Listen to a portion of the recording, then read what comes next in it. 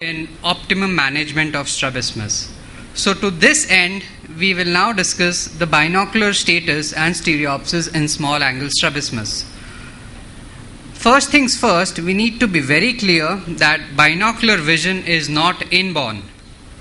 There are a series of conditioned reflexes which develop in the first 3 years of life, and these are responsible to produce binocular input to the cortical cells, leading to the development of binocularly driven cells in the cortex. These reflexes become firmly established by about 5 to 6 years of age and hence become unconditioned reflexes. So if we have a patient who's had a strabismus developing before 3 years of age, there may occur adaptation to normal development, and this happens to prevent occurrence of strabismus. So this leads to development of abnormal unconditioned reflexes by the age of 6 years. Hence, a patient who's developed a strabismus with onset before 3 years of age will usually not have any symptoms related to the strabismus. If the strabismus is acquired, that is, if it is after 6 years of age, at this stage the binocular vision is very well established, and hence such a patient is very likely to have symptoms because of the strabismus.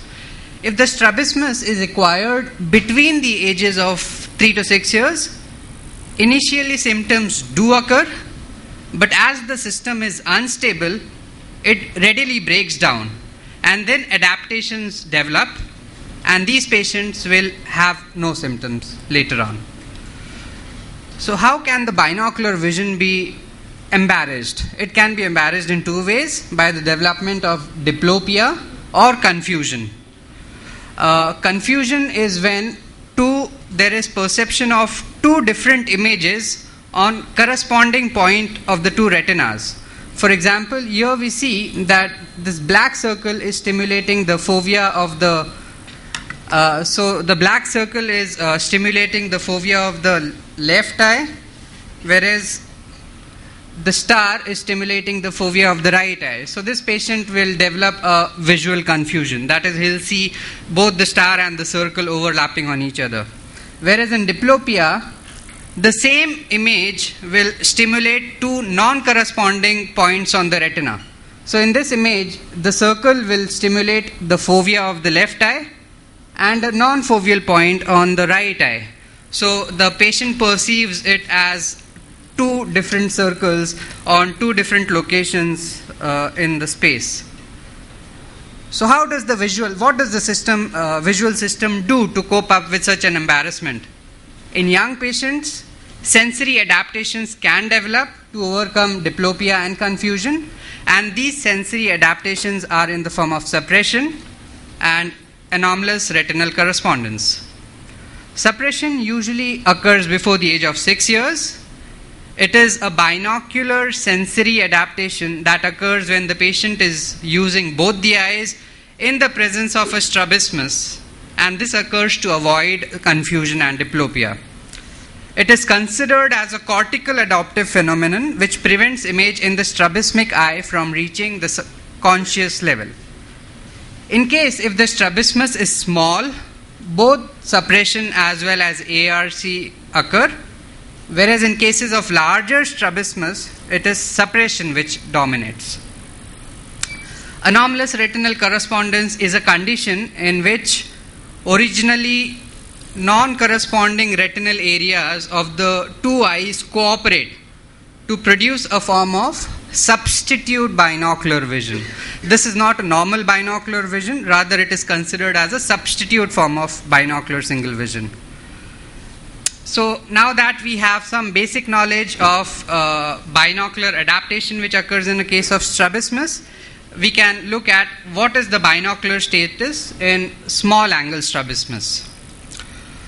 So you would agree that in small angle squint, or for that matter in any squint, bifoveal binocular single vision is impossible, and some form of substitute binocularity will develop. So this can be in the form of abnormal retinal correspondence, monofixational phoria, or peripheral fusion associated with central suppression.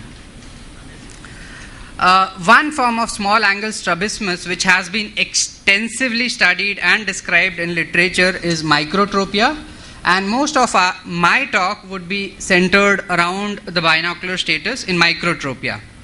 Microtropia may be primary, and it is thought to develop because of deficit in the fovea to fovea correspondence. There are various theories to it. One of the most popularly or commonly accepted theory is that there is a hereditary error for that. And it could also be secondary microtropia, that is secondary to surgery for a constant or intermittent strabismus. It could be secondary to anisometropia, or rarely it can be secondary to a unilateral macular lesion. We can assess the fixation behavior of such patients by using a procedure called, or a technique called, visioscopy. In this technique, the grid of a direct ophthalmoscope is projected onto the patient's retina while he is asked to fix at the central target of the grid. So the point on the patient's retina where this central target falls is the point of fixation. In microtropia, it may be central or it may be eccentric. So based on the fixation pattern as well as the cover test findings, microtropia has classically been divided into three types. The first type is microtropia with central fixation, where the fixation pattern is foveolar and the cover test is positive and stable. The second type is microtropia without identity, where it is thought that the fixation pattern is wandering and eccentric, so the cover test is positive and variable. The microtropia with identity, the fixation pattern is steady and eccentric, and the cover test is negative. Begolini striated glass is considered to be the most physiological test to assess the sensory status. We all know it involves using two striated glass placed in front of each eye and projecting a point source of light, and the patient then sees. So this is what the normal response is: two streaks of light crossing each other at the point source of light. If the patient sees something like this, this is diplopia. This would be an uncrossed diplopia, very likely to be seen in a case of esotropia with normal retinal correspondence. This is right separation, where he does not see one of the streaks. What happens in case of microtropia? In microtropia, most patients will report a gap in the streak which they are seeing with the non-fixating eye. So in this case, the left eye has microtropia. It is characterized by the presence of a suppression scotoma, and hence the left eye streak will have a small gap around the point source of light that you're projecting onto the patient's eyes. Most patients will not be aware of this gap spontaneously, and they will become aware of it only when you ask them about it. Würth-Ford dot test is probably the commonest binocular sensory test that we use in clinical practice.